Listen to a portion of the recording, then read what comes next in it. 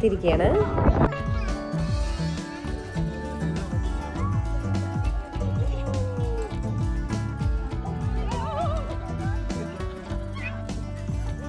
കഴിഞ്ഞ ന്യൂ ഇയറിനാണ് ഞങ്ങൾ ആദ്യമായിട്ട് രസ സഫാരിക്ക് വന്നത്.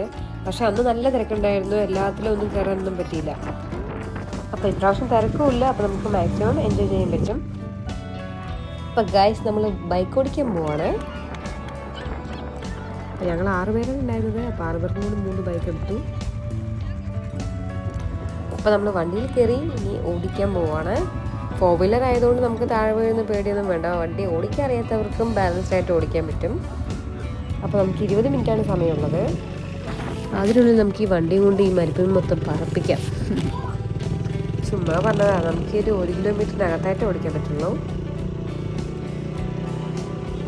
നല്ല സുഖം, നല്ല കാറ്റുണ്ട്, നല്ലൊരു സൺസെറ്റ് വ്യൂ ഉണ്ട്.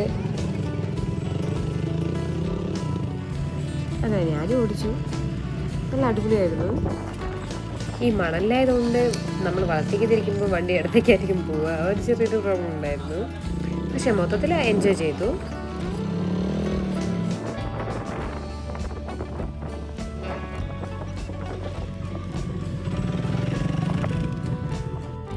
അങ്ങനെ ബൈക്ക് റൈഡൊക്കെ കഴിഞ്ഞ് നേരെ പോയത് ക്യാമലിൻ്റെ അടുത്തേക്കാണ്. കഴിഞ്ഞ പ്രാവശ്യം വന്ന സമയത്ത് നമ്മൾ ഒട്ടകപ്പുറത്ത് കയറിയിട്ടുണ്ടായിരുന്നു. അതുകൊണ്ട് ഇപ്രാവശ്യം അതിന് മെനക്കെട്ടില്ല. അന്ന് തന്നെ അത്യാവശ്യം നല്ലോണം പേടിച്ചാണ് ഞാൻ ഒട്ടകപ്പുറത്ത് ഇരുന്നത്. അപ്പോൾ അന്നത്തോടെ ആ പൂതി മതിയായി. അടുത്ത് നമ്മൾ സാൻഡ് ബോർഡ് പരീക്ഷിച്ചു. ഭയങ്കര കോമഡി ആയിരുന്നു. ഇതായിരുന്നു അവസ്ഥ. കുറച്ച് പോയി കഴിഞ്ഞിട്ട് നമ്മളവിടെ നിന്ന് തള്ളണം.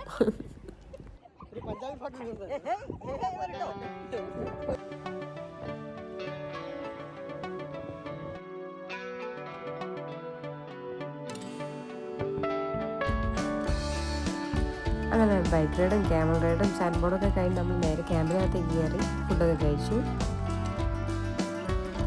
അങ്ങനെ ഫുഡൊക്കെ കഴിച്ചിരിക്കുമ്പോഴാണ് എല്ലാവർക്കും ഹുക്ക വലിക്കാൻ താല്പര്യം. ഇതാണ് സംഭവം.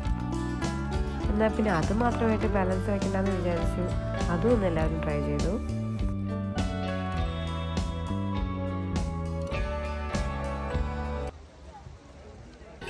പിന്നെ അടുത്ത് ഫയർ ഷോ ആയിരുന്നു. അപ്പോൾ അതും കണ്ടു.